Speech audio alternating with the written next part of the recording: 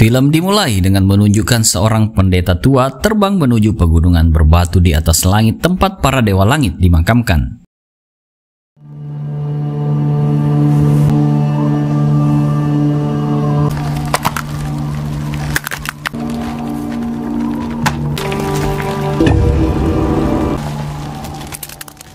Pendeta tua, penjaga makam dewa, datang ke tempat ini karena salah satu dewa akan dibangkitkan hari itu. Dewa itu adalah salah satu dewa yang telah mati dalam perang langit antara para dewa dan iblis neraka.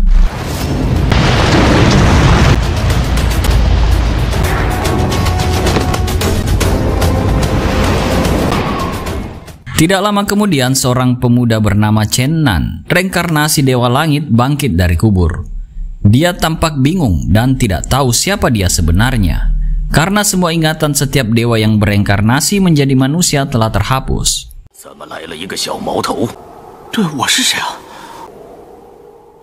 Orang tua yang menjaga makam itu kemudian menyerang Chen Nan dan berkata bahwa seiring waktu dia akan perlahan kembali mengingat dan menyadari siapa identitas aslinya.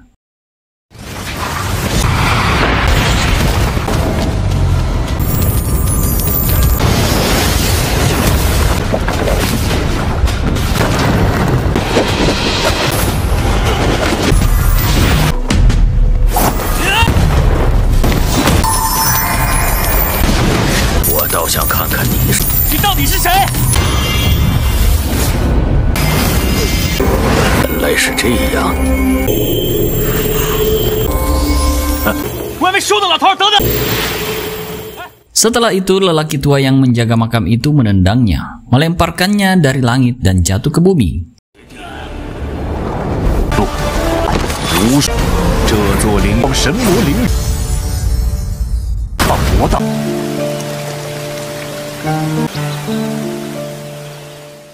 Ketika Chen Nan jatuh ke bumi, Chen Nan jatuh ke sungai tempat seorang putri bernama Xu Yu sedang mandi dan membersihkan rambutnya. Putri Xu Yu tampak terkejut melihatnya yang muncul entah dari mana.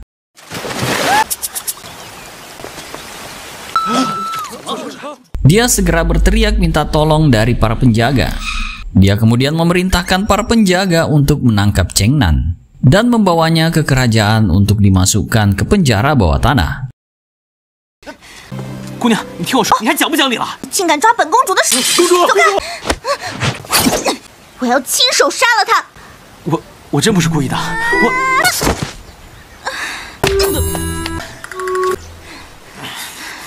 给她杀！ Di sisi lain, seorang pemuda yang merupakan tawanan penjara kerajaan tampak sedang dirawat oleh seorang gadis penjaga penjara bernama Nalan Ruo Sui. Pemuda bernama Zilong itu kesal karena baru saja dipukuli oleh narapidana lain di sel penjara bawah tanah. 不对啊，不贴吧，不贴吧，低调低调，他们几个都得被我打死。你懂什么呀？ Saat Nalan sibuk merawat luka kaki Zilong, para napi yang lain tampak saling memberi kode untuk mulai menjalankan rencananya. Ternyata para tahanan itu berniat kabur dari Royal Dungeon hari itu karena menganggap mereka telah ditahan secara tidak adil. Perdana Menteri Kerajaan Sima menangkap mereka semua dan memenjarakan mereka karena mereka memiliki kekuatan spiritual dalam tubuh mereka.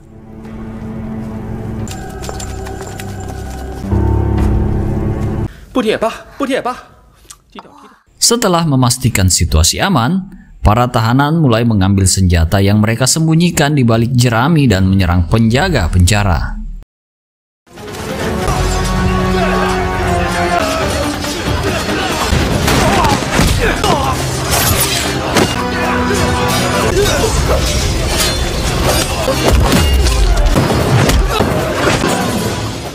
Nalan dan Zilong memutuskan untuk pergi sebelum para tahanan menemukan mereka dan menyerang mereka semua. Mereka melarikan diri melalui jalan rahasia di mana semua dinding diplester dengan kertas mantra. Namun ketika Zilong menyentuh kertas mantra itu, tangannya tiba-tiba bereaksi dan mengeluarkan kekuatan sihir.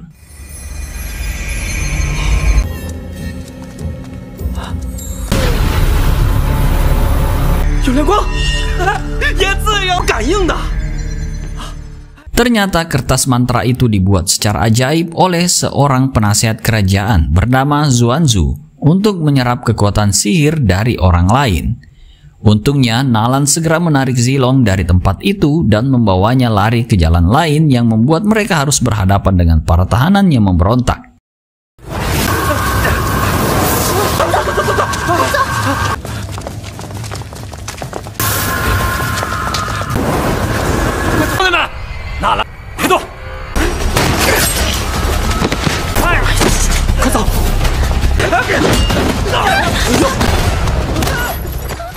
Para tahanan segera mengepung Nalan dan berniat membunuhnya agar pertarungan di antara mereka tidak bisa dihindari lagi.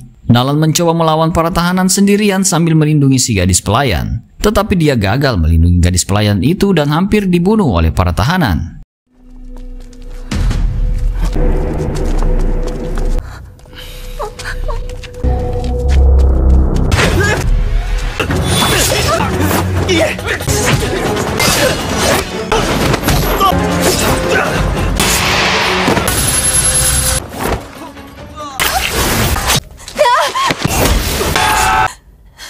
Beruntung Sima datang ke tempat itu dan menyelamatkan Nalan dari serangan para tahanan pemberontak. Setelah dia menyedot kekuatan spiritual dari para tahanan, dia segera menyerang para tahanan yang tersisa sampai mereka semua terbaring tak berdaya.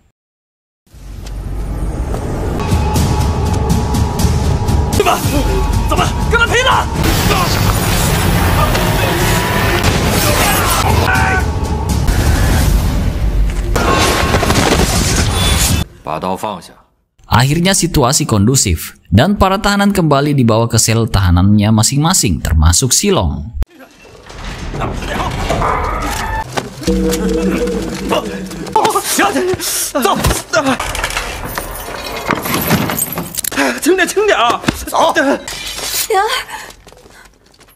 Kembali ke Chengnan yang dibawa oleh para pengawal ke kerajaan bersama Putri Suyu. Dalam perjalanan ke istana kerajaan, pengawalnya tiba-tiba diserang oleh sekelompok bandit bertopeng yang bermaksud merebut busur emas yang dibawanya. Channan kemudian berinisiatif untuk melawan para bandit dan melindungi Putri Suyu yang telah ditangkap oleh salah satu bandit.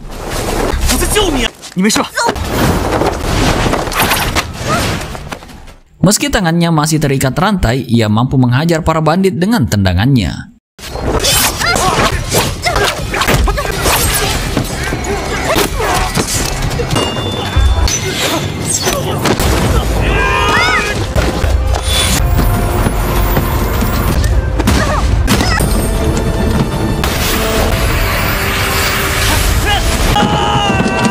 Setelah Chengnan berhasil melepaskan rantai di tangannya, dia menyerang para bandit dengan busur emas yang secara ajaib bereaksi dengan kekuatan spiritualnya.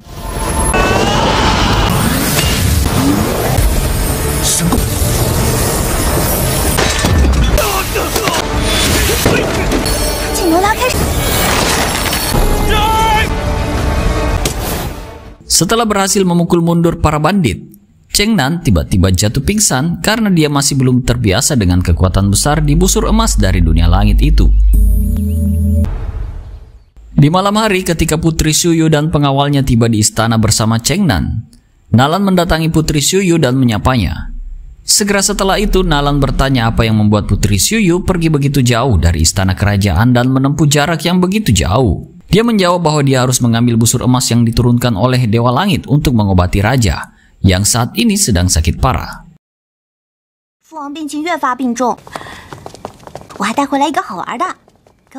Pada saat yang sama, Channan yang terbangun sepertinya mengenali wajah Nalan dan memanggilnya Yuxin, nama kekasihnya ketika dia masih di Istana Langit. Rupanya Nalan memiliki wajah yang sama persis dengan Yuxin yang telah menghilang 10.000 tahun yang lalu ketika Channan masih menjabat sebagai salah satu dewa perang di Istana Langit. 我终于找到你了！我杀了你！哎，月儿，果然，公主殿下，罢了，兴许是误会了。 Saat Putri Suyu sedang mengobrol dengan Nalan, Channan tiba-tiba menghilang dari tandu dan pindah ke ruangan tempat busur emas disimpan.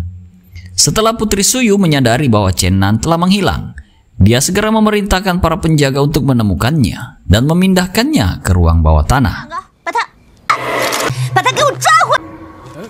Di sisi lain, Chen Nan masih berusaha melepaskan diri dari energi misterius di busur emas karena terus-menerus menarik dan memaksanya untuk memegangnya. Pada saat yang sama, reaksi aneh terjadi pada raja setiap kali Chen Nan menyentuh busur emas itu.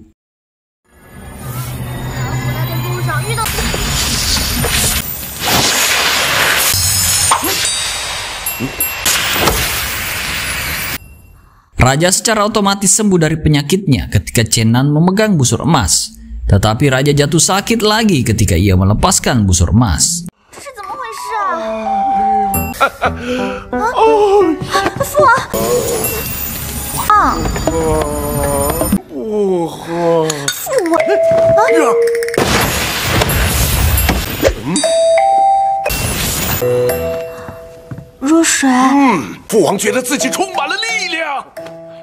Kemudian ketika Putri Suyu mengambil busur emas agar ayahnya bisa menyentuhnya, busur emas itu tiba-tiba melayang dan kembali ke Chen Nan yang sedang bersembunyi. Ketika dia menyadari bahwa busur emas memiliki ikatan dengan Chen Nan, raja memerintahkan para penjaga untuk membawanya ke ruang medis.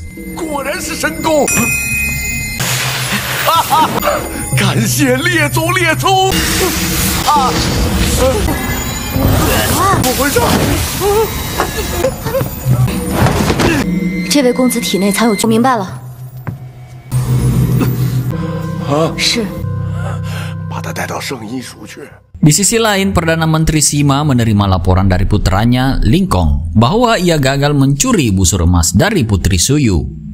Ternyata para bandit yang sebelumnya menyerang Putri Suyu adalah kaki tangan Perdana Menteri Sima yang telah diperintahkan untuk merebut busur emas darinya. Meskipun Lingkong gagal menjalankan misi untuk menemukan busur emas, namun ia mendapatkan informasi penting di mana ia telah menemukan seorang pemuda yang memiliki kekuatan spiritual yang sangat tinggi. Lingkong bahkan melihat bahwa pemuda itu bisa menguasai kekuatan busur emas dewa dan menggunakan busur itu sebagai senjatanya melawan para bandit. Mendengar ini, Perdana Menteri Sima tampak senang bahwa dia bermaksud untuk merebut kekuatan spiritual dari pemuda itu dan menggunakan kekuatan itu sehingga dia bisa melakukan kudeta terhadap raja.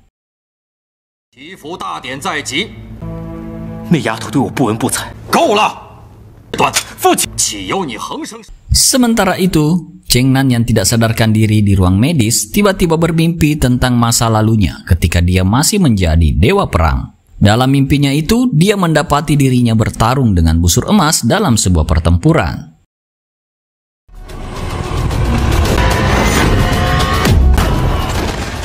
Artinya, sejak awal, busur emas memang senjatanya Chen Nan dan menjawab teka-teki mengapa ia bisa menggunakan busur emas itu.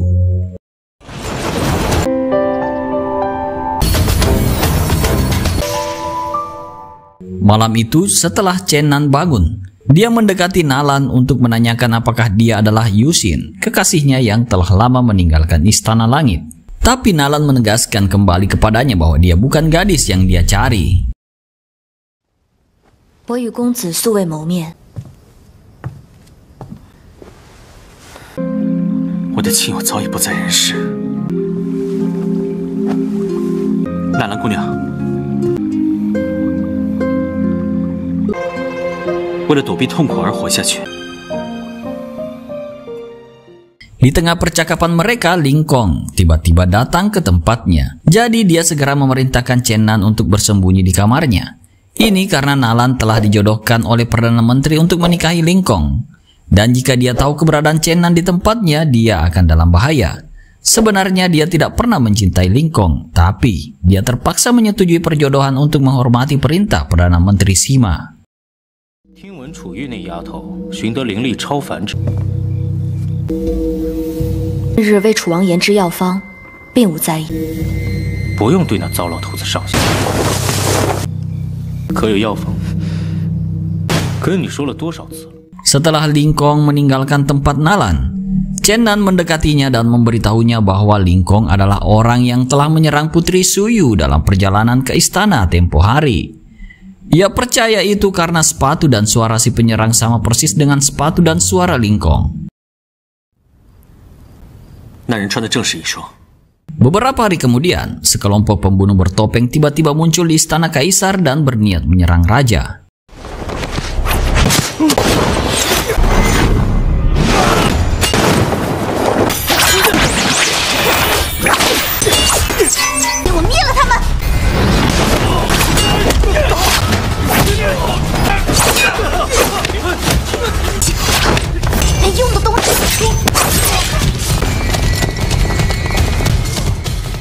Untungnya, Perdana Menteri Sima dapat dengan mudah mengalahkan para pembunuh sehingga raja diselamatkan. Perdana Menteri Sima kemudian bertanya tentang keberadaan pemuda itu yang memiliki kekuatan spiritual tinggi atas raja.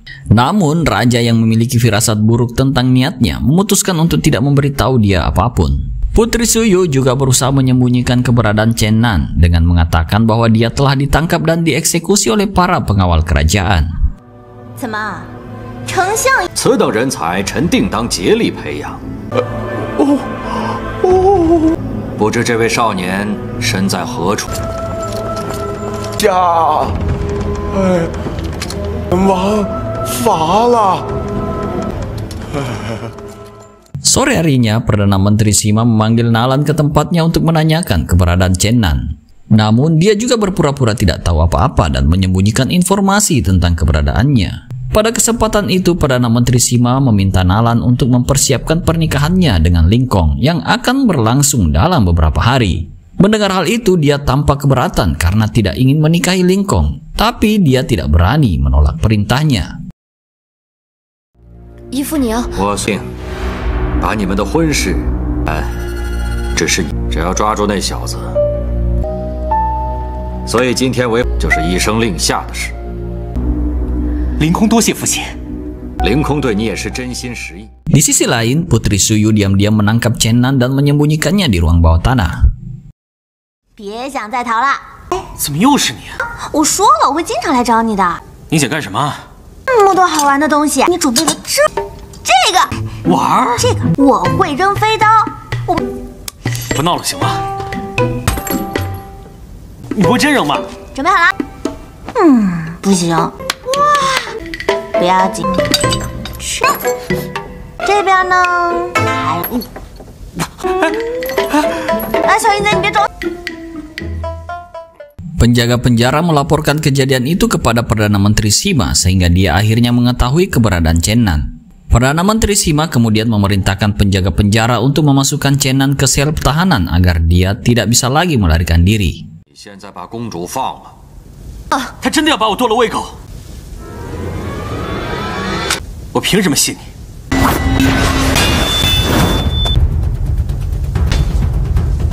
司马凌空，你是要杀了我吗？让他治你的罪，把你抓进牢里去。带走。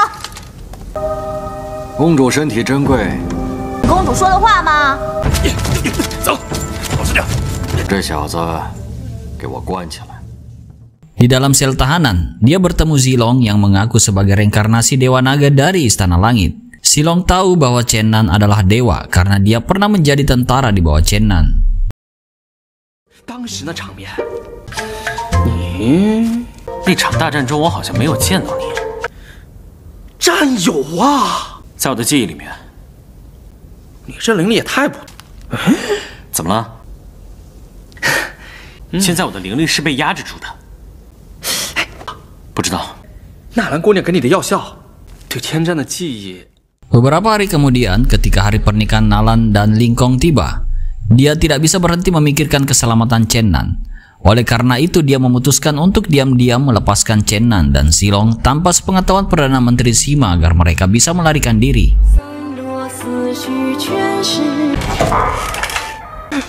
Chen Nan，姨父让我来提审你们。哎呀，快走！啊！ 司马大人要审我们，龙族就完了。得亏小爷我机智，钱印龙一族那可是风光无限。 Setelah berhasil melarikan diri dari penjara kerajaan, Chen Nan tercengang dengan sikap Nalan yang tampak aneh. Zilong memberitahunya bahwa hari ini adalah hari pernikahannya dengan Lingkong. Mendengar itu, dia berlari menemuinya. 还能有谁啊？我现在可是龙族的独苗。撤退。 Setelah tiba di istana kerajaan, Chen Nan segera membuat keributan untuk menghentikan pernikahan antara Nalan dan Lingkong. Lingkong yang tidak menerima tindakannya menyerangnya, menyebabkan perkelahian di antara mereka. 纳兰姑娘不喜欢你。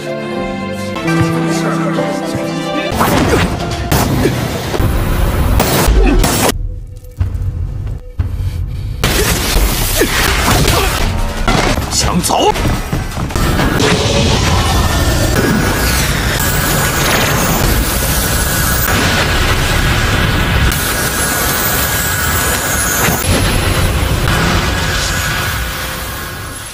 Setelah pertarungan yang cukup sengit, Ling Kong pun tewas sehingga pernikahan tersebut dibatalkan. Ling Kong!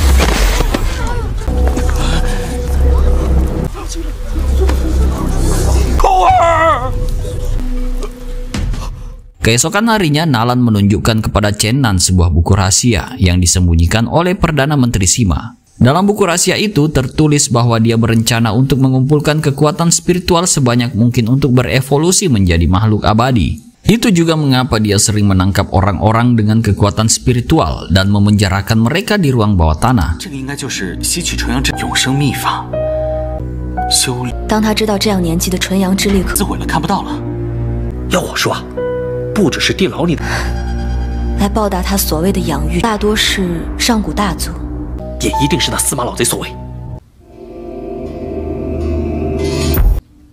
除了司马老贼还能有谁啊？ Di sisi lain, Perdana Menteri Sima datang menemui penasihat kerajaan Guru Xuanzu untuk meminta bantuan agar Ling Kong dapat dibangkitkan dari kematian. Ternyata selama ini dia belajar banyak tentang kekuatan spiritual dari Xuanzu dan memerintahkan Perdana Menteri Sima untuk mengumpulkan kekuatan spiritual dari orang lain. 你倒真是忠心啊！供奉玄祖，带小人登上楚王之位，复活凌空，是吗？小人早就发了誓了。 Setelah mendengar permohonan Perdana Menteri Sima, Xuanzu membunuhnya alih-alih membantunya dengan menyerap semua kekuatan spiritual darinya ke tubuhnya.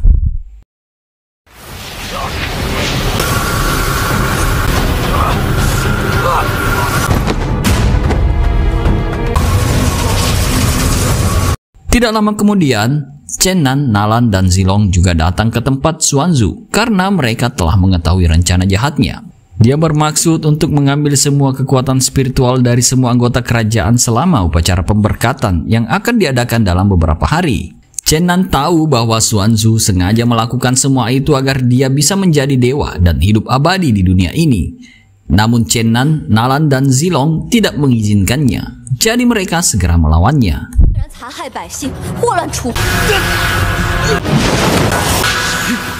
Sayangnya, Xuanzu dapat dengan mudah mengalahkan mereka bertiga dengan kekuatan spiritualnya selama bertahun-tahun.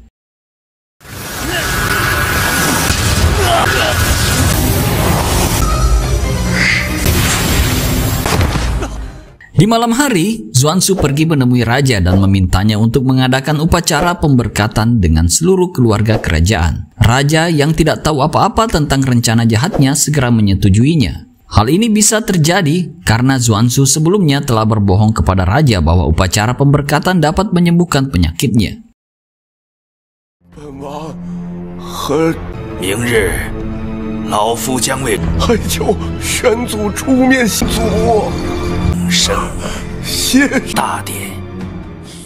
Keesokan harinya, Putri Zuyu dan anggota kerajaan lainnya berkumpul di aula terbuka untuk melaksanakan upacara pemberkatan. Ketika semua anggota kerajaan sudah siap, Xuanzu segera melaksanakan rencananya dengan menyerap semua kekuatan spiritual mereka.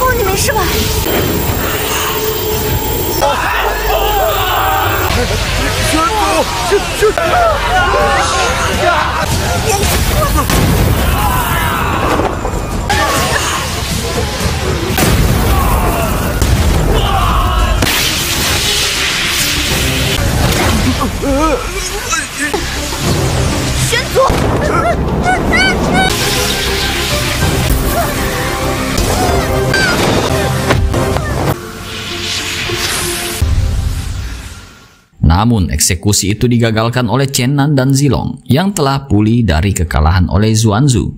Zilong berubah menjadi naga raksasa untuk membantu Chen Nan mengalahkannya. Tidak hanya itu, Chen Nan juga berhasil mendapatkan divine power-nya dari busur emas yang dia panggil dan langsung menggunakan busur emas sebagai senjata untuk mengalahkan Zuanzu.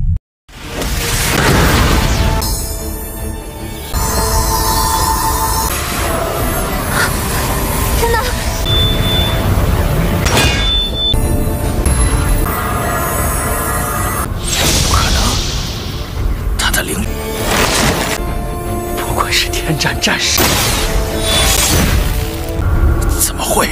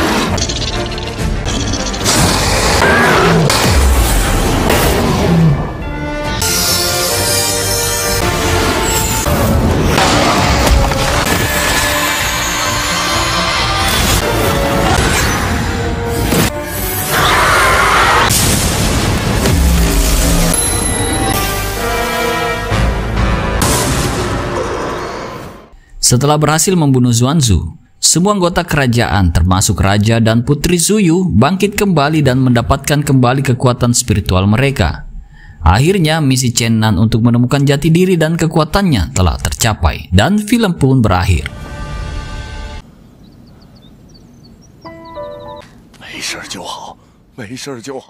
Pesan moral yang bisa dipetik dari film ini adalah jangan mudah percaya dengan orang yang kita anggap baik, karena terkadang orang terdekat kita juga bisa mengkhianati dan menyakiti kita dari belakang. Thanks for watching, see you and bye-bye. Take a run at that. I bet she's feeling me. Turn it up a few degrees. My imagination of her body gets the best of me. Oh yeah, she's such a tease. Bitten lips, bruised knees. I'm addicted to her needle touching me. 'Cause she got a bad little